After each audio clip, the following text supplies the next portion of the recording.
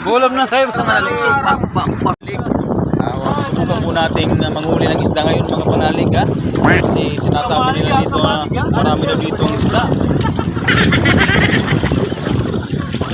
Sigurado namang nakakagad sa pain natin kasi yung pain natin may buto ng lechon. Yan mga panalig oh. Yan po si Mas si Pudang. Yan po yung mga tinagurang malupit na may isda sa Leyte. Sinusubukan po niyang maghuli ng isda. Tingnan nyo naman mga kaibigan ng mga pain niya oh. Isang lechon, isang buong lechon yan oh. Yan. Yan, sinumahan po ni Rodrigo. Siya po yung master niya.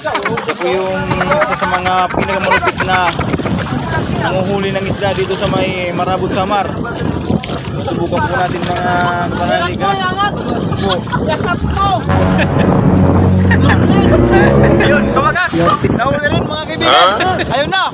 Patukantos mo. Ang galing. Ang galing. Margang demonyo po mga kaibigan. Ang lupit po. Ha? Kitang-kita nyo manan. No? Wow. Wow. Lupit. Ang lupit. Malupit talaga. Antindi. Antindi oh. Patukantos po mga kaibigan. Ang lupit talaga ang nahuli na.